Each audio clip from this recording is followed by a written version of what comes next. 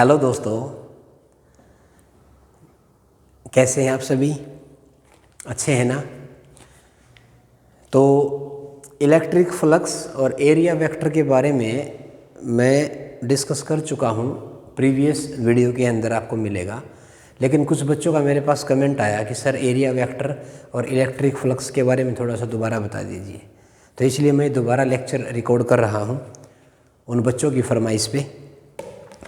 तो area vector के बारे में अगर मैं आपको बताऊं, simply area is a vector quantity. Area जो होता है वो वेक्टर क्वांटिटी होती है। It is a vector quantity. Area is vector quantity.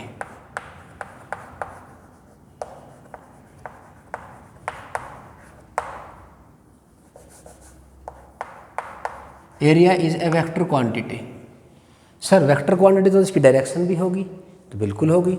The direction of area vector, direction जो होगी, direction of area vector is perpendicular to the surface. जो भी हमारा एरिया एलिमेंट है उसकी सरफेस के परपेंडिकुलर एरिया वेक्टर की डायरेक्शन होगी। बेसिकली एरिया को टू कैटेगरी में डिवाइड किया गया है, ठीक है। एक तो आता है ओपन सरफेस, ओपन सरफेस, और एक होता है दोस्तों क्लोज्ड सरफेस। ओपन सरफेस में अगर एग्जांपल आपको बताऊं, डिस्क है, कोई भी स्क्वायर प्लेट है, कोई भी ट्रायंगुलर प्लेट है, वो सारी की सारी ओपन सरफेस के अंदर काउंट होंगी इसमें, ठीक है। जैसे यहाँ पे डिस्क है, स्क्वायर प्लेट है, ये सब की सब क्या है, ये ओपन सरफेसेस होती हैं। अगर मैं आपको डिस्क एक एज एन एग्जांपल लेके चलूँ, मान लो ये कोई डिस्क है, ठीक है, और ये इस डिस्क की मान लो सरफेस है ऐसे, it is the surface of disc, okay. और अगर ये मेरे कोऑर्डिनेट एक्सिस है for reference axis x y z, तो एरिया वेक्टर बताओ if r is the radius of disc. तो एरिया वेक्टर किसके इक्वल होगा? एरिया वेक्टर होगा सरफेस के परपेंडिकुलर, लाइक दैट। अब एरिया वेक्टर किस में होगा? वाई एक्सिस के अलोंग, और नीचे भी तो हो सकता है ना, तो दोनों पॉसिबिलिटी बनेंगी। तो मैं यहाँ पे लिख सकता हूँ area vector is equal to plus minus pi r square j cap. ये होता है एरिया वेक्टर। अगर सरफेस ओपन है, ओपन सरफेस है, तो एरिया वेक्टर की डायरेक्शन दोनों तरफ हो सकती है, ऊपर भी नीचे भी। लेकिन अगर आपने उसको ऊपर ले लिया, किसी भी न्यूमेरिकल को सोल्व करने के लिए आपने डायरेक्शन को ऊपर मान लिया, तो वो पूरे न्यूमेरिकल में ऊपर ही लेके चलनी है, आप उसको चेंज नहीं कर सकते फिर, ठीक है ना। किसी भी गिवन एग्जाम्पल सेट के लिए आप एरिया वेक्टर की डायरेक्शन अपने हिसाब से आप सेट कर सकते हो, लेकिन वो रहेगी कैसे? सरफेस के परपेंडिकुलर रहेगी, यह आ जाएगा। और सेकंड आती है क्लोज्ड सरफेस। ये 3D एलिमेंट होते हैं। जैसे इसमें आ गया हमारे पास स्फीयर आ गया, ठीक है, क्यूब आ गया, सॉलिड सिलेंडर आ गया, ये इसके एग्जाम्पल होते हैं दोस्तों। अगर मैं स्फीयर की बात करता हूँ, मान लो जैसे ये कोई मैंने स्फीयर यहाँ पे कंस्ट्रक्ट कर दिया, सॉलिड स्फीयर है, तो इसमें एरिया वेक्टर की डायरेक्शन क्या होगी? Always outward normal. रहे तो कि बाहर, लेकिन परपेंडिकुलर रहेगी, लेकिन वो अंदर से तो ये क्लोज हो गया ना दोस्तों, तो ये रहेगा outward normal. In case of closed surface area vector as an outward normal, वो आउटवर्ड नॉर्मल की तरह काम करेगा, यानी कि ये ऐसे, ये एरिया वेक्टर की डायरेक्शन आ जाएगी दोस्तों, ये आउटवर्ड नॉर्मल।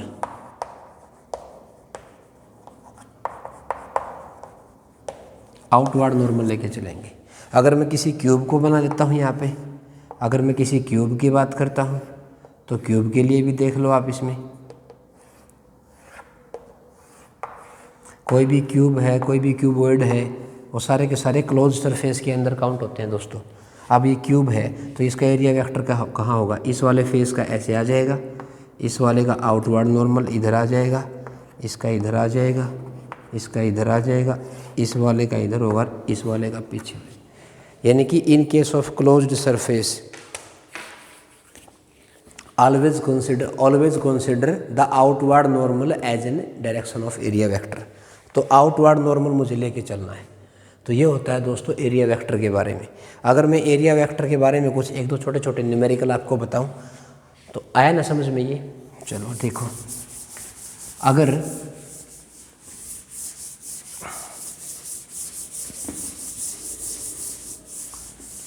ये बताओ मेरे को,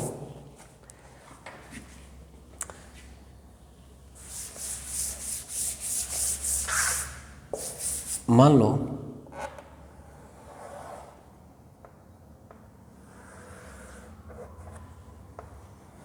ये मेरे पास कार्टेशियन कोऑर्डिनेट है x, y और ये मान लो z है।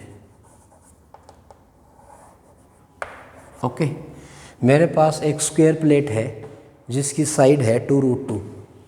We have a square plate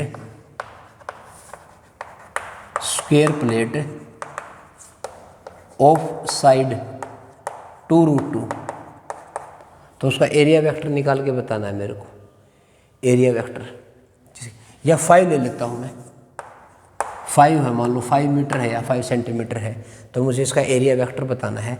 कैसे रखा गया उसको ऐसे रखा गया है दोस्तों। अगर मैं आपको बताऊँ ऐसे, ऐसे और ये ऐसे। अब ये कितना है, ये 5 मीटर है, तो ये कोऑर्डिनेट कितना आ गया मेरा 0, 5, 0। और ये एंगल मान लो इसने 37 डिग्री बना दिया विद एक्स एक्सिस। तो इसके कोऑर्डिनेट क्या आएंगे आपको, ये 5 है ना, तो इधर क्या आ जाएगा 5 कोस यानी कि 4 आ जाएगा, 4, 0, जेड में कितना आ जाएगा 3। 5 का इधर 4 है तो इधर 3 हो जाएगा ना, तो ये आ जाएगा। एरिया वेक्टर किसके इक्वल होता है, एरिया होता है लेंथ क्रॉस ब्रेड्थ। अब यहाँ पे अगर O है, ये A है, ये B है और ये C है, तो इसका एरिया वेक्टर क्या लिखूँ दोस्तों मैं लिखूँगा OA क्रॉस OB। डायग्राम में ध्यान से देखो, OA क्रॉस OB में इसको लिख सकता हूँ। OA किसके इक्वल है, OA रहेगा 4i cap plus 3k cap cross ये कितना आ जाएगा 5j कैप। अब इसका जब क्रॉस करोगे आप तो एरिया वेक्टर किसके इक्वल आ गया, एरिया वेक्टर आ जाएगा। क्या लिखूं दोस्तों, मैंने बोला था ना ऑर्थोगोनल यूनिट वेक्टर का क्रॉस कैसा होता है, साइक्लिक होता है। तो यहाँ पे क्रॉस करूँगा मैं, कितना आ जाएगा 20i cross j k cap, 15j cross k cross j minus i, यानी कि ये आ जाएगा। It is the area vector, जा जाएगा दोस्तों।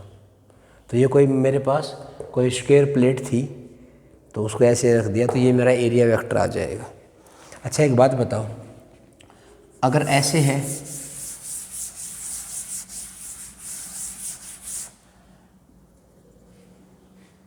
ठीक है, ये तो सिंपल सा एग्जाम्पल है। अगर ऐसे ले लूँ तो इसमें बताओ, अगर रेडियस r है तो इसमें एरिया वेक्टर क्या होगा, बताओ डायरेक्शन ऑफ एरिया वेक्टर किसके इक्वल आएगी, बोलो दोस्तों। इसमें क्या आएगी, इसका एरिया वेक्टर बनेगा, ये तो ऊपर हो जाएगा कितना पाई r स्क्वायर, डायरेक्शन या नीचे आ जाएगा कितना पाई r स्क्वायर। अच्छा एक छोटी सी बात मैं आपसे पूछना चाहता हूँ, इधर देखो, ये मान लो x एक्सिस है, ये मान लो y एक्सिस है, और ये प्लेट ऐसे रख दी मैंने स्क्वायर प्लेट, ये मान लो A है, ये मान लो B है, तो एरिया क्या बनेगा जल्दी बताओ, एरिया वेक्टर। एरिया वेक्टर को अगर मेरी ये स्क्वायर प्रॉब्लम है, स्क्वायर शीट कंसेप्ट है मान लो ये, तो इसमें मैं एरिया वेक्टर के लिए मैं क्रॉस के लिए, क्योंकि ये देखो यहाँ पे मैंने तो क्रॉस किया ना, तो क्रॉस की डायरेक्शन को रिप्रेजेंट करते हैं राइट हैंड थंब रूल के द्वारा। किसके द्वारा, राइट हैंड थंब रूल के द्वारा। तो इसका मतलब यहाँ पे A क्रॉस B करोगे ना आप, तो एरिया वेक्टर किसके इक्वल आ जाएगा, एरिया वेक्टर बनेगा A इंटू B। तो यानी कि इसको अगर मैं O लिखूँगा, ये A है, ये B है, ये C है, तो एरिया वेक्टर बनेगा OA क्रॉस ओ बी, तो बताओ किसके इक्वल आएगा? ये बनेगा ए इंटू बी। अब डायरेक्शन क्या होगी? ए क्रॉस बी किधर आई? बाहर की तरफ, यानी कि आउटवर्ड। तो एरिया वेक्टर की डायरेक्शन में क्या लिख सकता हूँ? ए बी के कैप, ये लिख सकता हूँ। और अगर मुझे बी क्रॉस ए करना होता तब डायरेक्शन कहाँ आती? अंदर की तरफ। यानी कि अगर सरफेस मेरा ओपन है ना, तो एरिया वेक्टर की डायरेक्शन दोनों हो सकती हैं। मेरा दोस्तों एरिया वेक्टर के बारे में। अब अगर मैं कुछ इलेक्ट्रिक फ्लक्स के बारे में बताऊँ इसके साथ, इलेक्ट्रिक फ्लक्स बेसिकली हमें आइडिया प्रोवाइड करता है। Then energy crossing an area. अगर इलेक्ट्रिक फ्लक्स की बात करता हूँ मैं, इलेक्ट्रिक फ्लक्स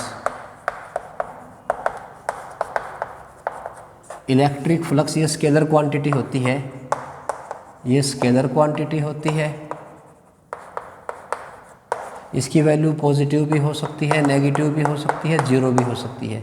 और फाई का फॉर्मूला मैं आपको बता चुका हूँ दोस्तों, ये होता है ई डॉट डी ए। ये होता है इलेक्ट्रिक फ्लक्स का फॉर्मूला। और ये क्लोज हमेशा कोई ज़रूरी नहीं है, ये तो दोनों टाइप की सरफेस के लिए काम करता है। तो इसको बोलते हैं integration E dot D A. ये कौन है? ये एरिया वेक्टर है जो मैंने अभी आपको बताया है। ये कौन है? Electric field. अब इनके बीच का डॉट होता है दोस्तों, ये इसको ऐसे भी लिखते हैं E D A cos theta, यह आ जाएगा फाई।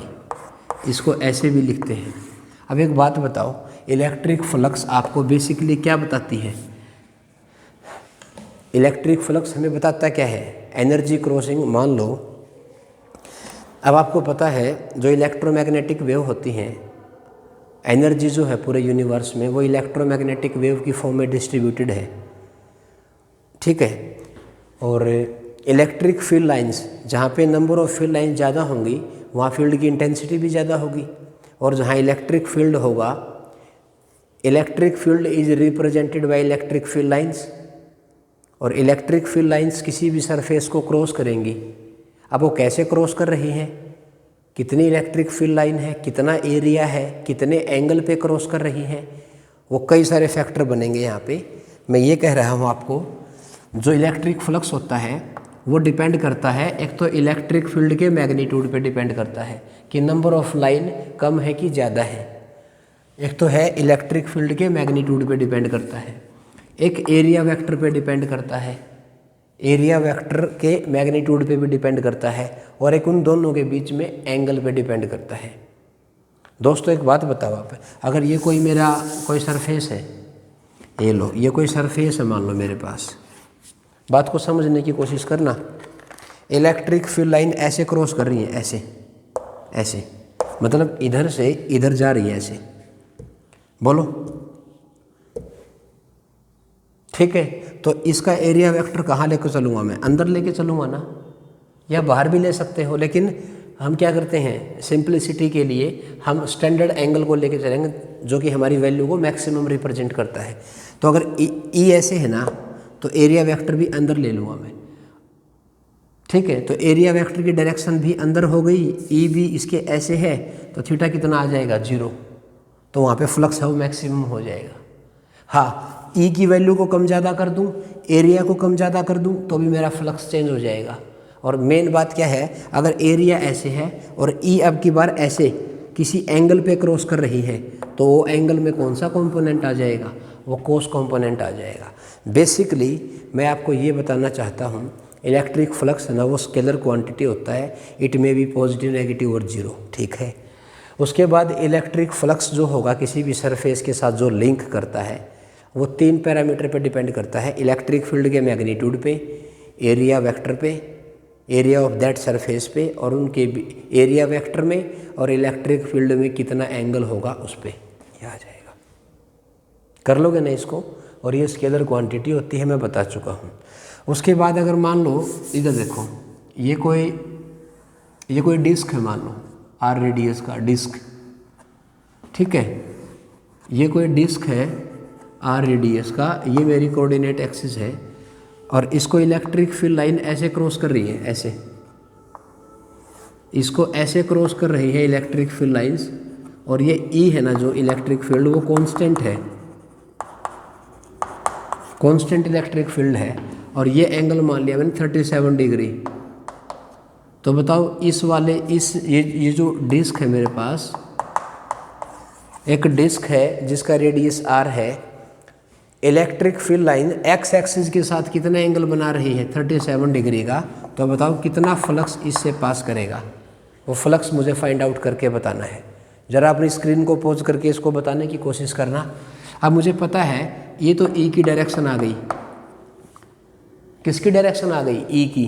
तो एरिया वेक्टर हमें पता है कहाँ होता है, सरफेस के परपेंडिकुलर, यानी कि इसका एरिया वेक्टर कितना आ जाएगा, पाई r स्क्वायर।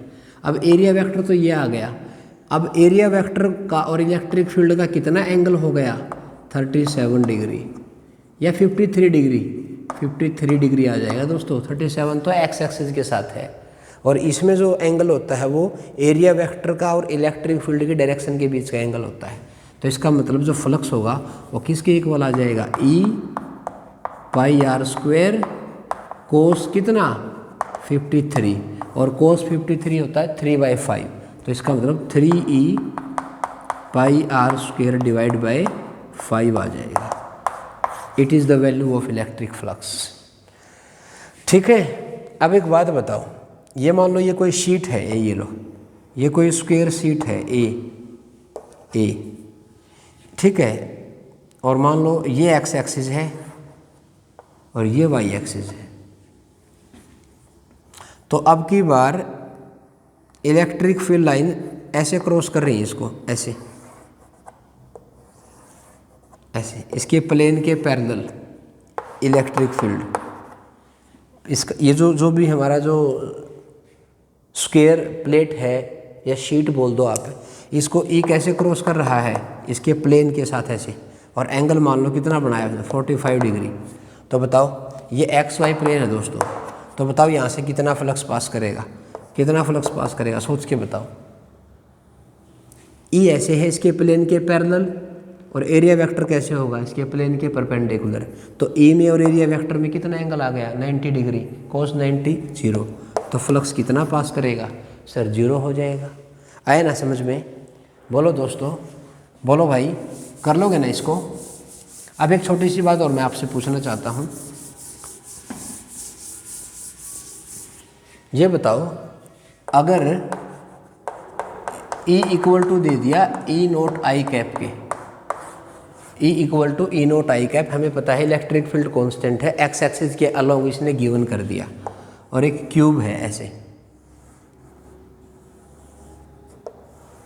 ये कोई क्यूब है,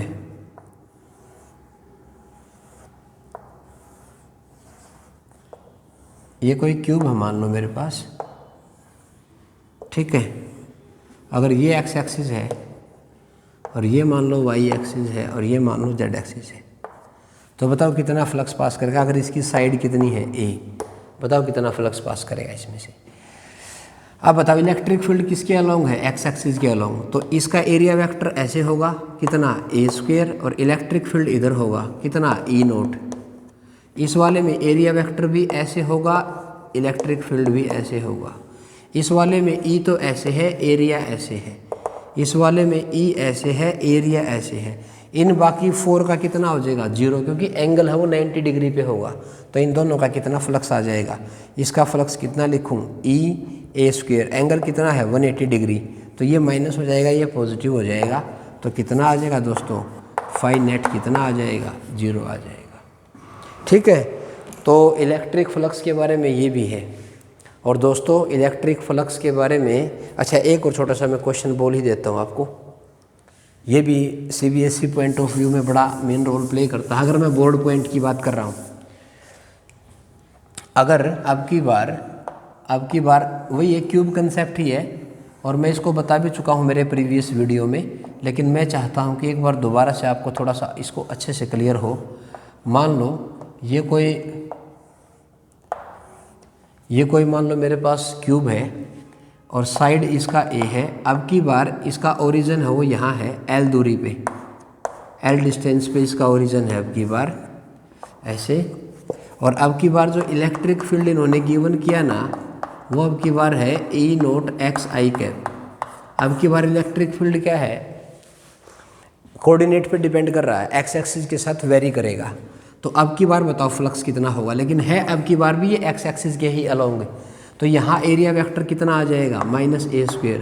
तो यहाँ पे इलेक्ट्रिक फील्ड कितना होगा, ये कितना है L, तो इसको लिखूँगा E0L। यहाँ बताओ एरिया वेक्टर ऐसे और इलेक्ट्रिक फील्ड कितना हो जाएगा L+A, यानी कि E0L+A आ जाएगा। अब बताओ कितना फ्लक्स पास करेगा।